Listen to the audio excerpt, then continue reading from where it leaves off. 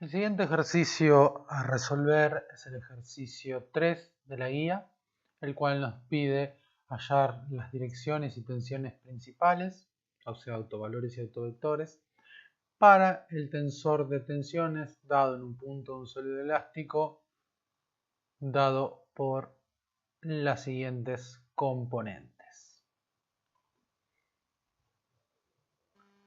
Para resolverlo, primero vamos a analizar las componentes, igual que hicimos en el caso anterior. Mejor dicho, cuando hicimos los repasos de tensores. De tensor, de álgebra tensorial. Si nos fijamos, la componente 3,3 de este tensor de tensiones, en el punto dado del sólido, está acompañada por ninguna otras dos tensiones, sin tensiones en las otras direcciones. Estas tensiones, como vamos a ir viendo, que se les cambia el signo, son tensiones de corte. Entonces, si esta tensión normal no está acompañada de ninguna tensión de corte, nos quiere decir que este es un valor principal. Y como vemos que se trata de la componente en la cara 3, dirección 3, además sabemos que una de las direcciones principales va a ser justamente la dirección 3 o dirección Z, si pensamos en componentes cartesianas. Entonces ya por un lado ya inicialmente tenemos resuelto una de las tensiones principales sin realizar ninguna cuenta. Aún los estados de este tipo en los cuales una tensión principal es nula se los llaman estados planos de tensiones. ¿Sí? Generalmente se elige Z, la dirección Z, como la dirección donde no hay tensiones. Bien, para resolverlo ahora sí procedamos de la manera regular y nos vamos a dar cuenta que como esta tensión ya está definida y encima esta tensión principal ya está definida y tiene valor 0, el polinomio característico nos va a quedar de segundo orden en lugar de tercero. Entonces, el primer invariante habíamos dicho que era la traza de t, en este caso 40 más 20, 60. El segundo invariante es la sumatoria de los determinantes de la reducida. Si nos fijamos, la única reducida que sobrevive es esta, la de 1 y 2. Entonces 40, 10 raíz de 3, 10 raíz de 3, 20, lo cual nos da 40 por 20 menos 10 raíz de 3 al cuadrado. Esto nos da 500. Y por último, el determinante, el tercer invariante, que es el determinante de todo el tensor, si desarrollamos por cualquiera la fila 3 o columna 3, da 0 y ahí nos vemos cómo claramente nos baja un orden el polinomio característico.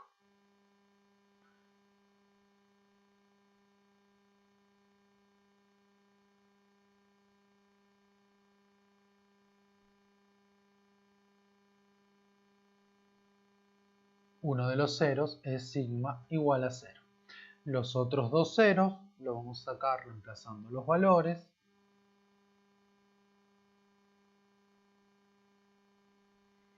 Con lo cual los tres valores ya ordenados de mayor a menor, sigma 1 es 50, sigma 2 es 10, no 20, y sigma 3, por supuesto, es el 0 que ya teníamos. Entonces, si planteamos el tensor en las componentes del sistema de direcciones principales, nos va a quedar diagonal de la siguiente manera.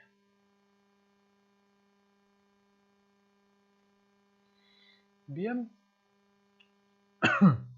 Seguidamente, los que nos falta hallar, que lo vamos a empezar a hacer acá, son las direcciones principales. Como una ya la sé, puedo operar con la matriz reducida, con el tensor reducido. Entonces, operando con el tensor reducido, las direcciones, ¿cómo me van a quedar? Me va a quedar, por ejemplo, para sigma direcciones.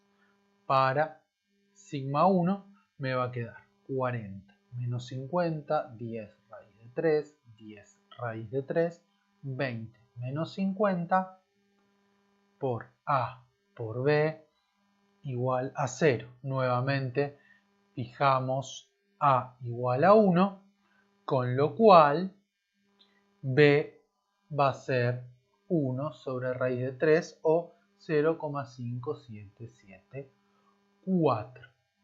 Con lo cual, armando la dirección principal 1, las componentes de la dirección principal 1, van a ser 1, 0,5774.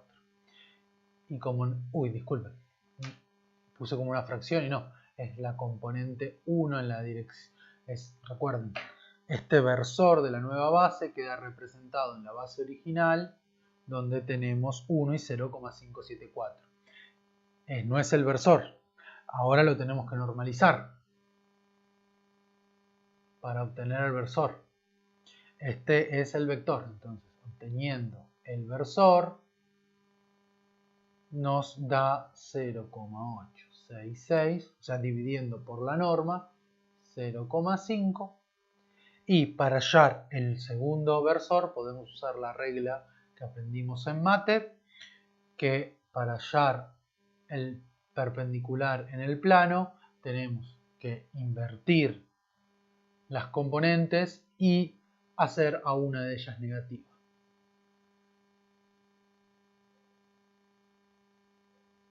Entonces, las direcciones principales para sigma 1 es 0,86605 y para sigma 2 menos 0,5, 0,866.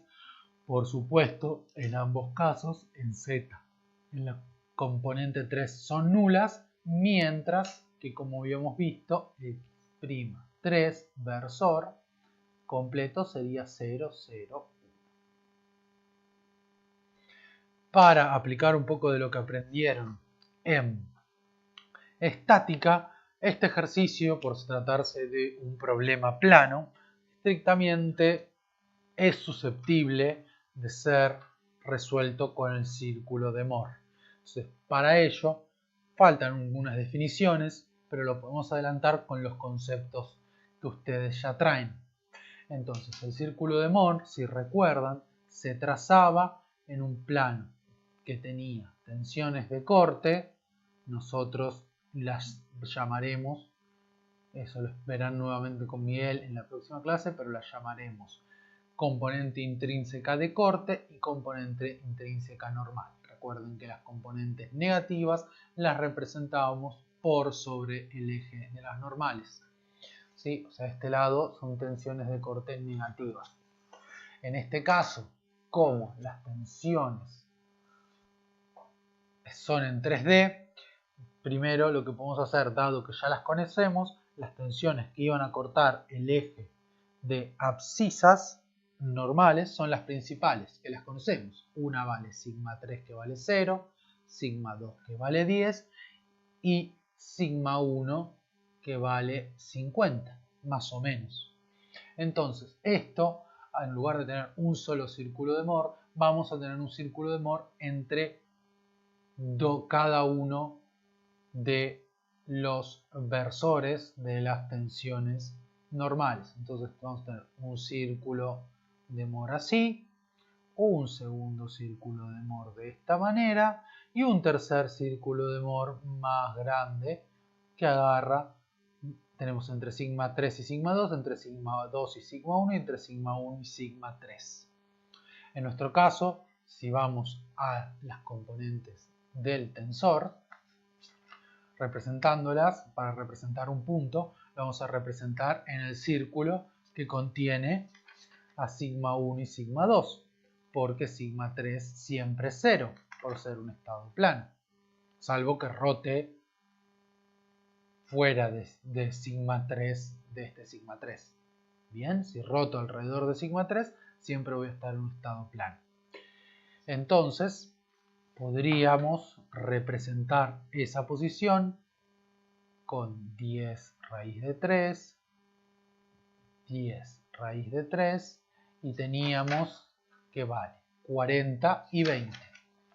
Entonces tendríamos 40 por aquí, 20 por aquí, 20, 40. Entonces, con esto podríamos haber trazado este único círculo de Moore. Entonces, en este caso, este ángulo es 2 veces el θ para, me estoy equivocando, se mide hacia allá, no, miento, está bien, es correcto, es el ángulo rotando desde la dirección principal 1 hasta mi estado de tensiones actual. En este caso estoy rotando respecto, usando como eje de rotación el eje Z, que está fijo al girar en este. O sea, cuando giro en este círculo, estoy dejando el eje Z fijo. Como es un plano de rotación fácil, porque estamos en un estado plano de tensiones, se pueden usar las ecuaciones que conocíamos de estática para casos 2D. Entonces, 2 veces θp se calcula como el arcoseno de 10 raíz de 3 sobre 20. Esto da pi sobre 3, que son unos 60 grados, con lo cual θp es 30 grados. Entonces, vamos a calcular x'1 va a ser coseno de menos θp, porque estamos rotando a la inversa. Nosotros queremos rotar desde el estado en el que se encuentra ahora representado el tensor de tensiones hacia las tensiones principales, por lo cual estamos rotando opuesto a este θp. Entonces es coseno de menos θp, seno de menos θp, lo que nos da 0,866 y menos 0,5. Y nuevamente aplicamos la regla y x'2, las componentes de los versores, va a ser opuesta. Recuerden que estas direcciones me está dando la información de las direcciones, ¿sí? Yo después voy a tener que definir correctamente los signos para conseguir la respectiva terna derecha. Si no, solamente representa dirección. El sentido no me importa, no le importa. Fíjense que en este caso, según la manera de calcularlo, nos han quedado opuestas. X1 es 0,866, 0,5, y calculando de nuestra manera nos quedó 0,866 menos 0,5, o sea, apuntando hacia el otro sentido. O sea, el vector opuesto, el versor opuesto. Lo mismo nos pasó en x'2, que en vez de ser menos 0,5, 0,866, nos quedó 0,5, 0,866. En este caso se puede realizar esto aplicando el círculo de Moore, porque es un estado plano. Si no es un estado plano, el hallar los ángulos que hay que rotar respecto a cada uno de los ejes es bastante más complicado y tiene otra teoría. Si les interesa, la pueden leer del libro Teoría de Elasticidad de Ortiz Berrocal, pero no es de nuestro interés porque al final de cuentas para hallar todo esto vamos a aplicar MATLAB. Bueno, espero que haya entendido. Recuerden, les recuerdo por hecho de este video, que todas las consultas las vamos a ir canalizando a través del foro.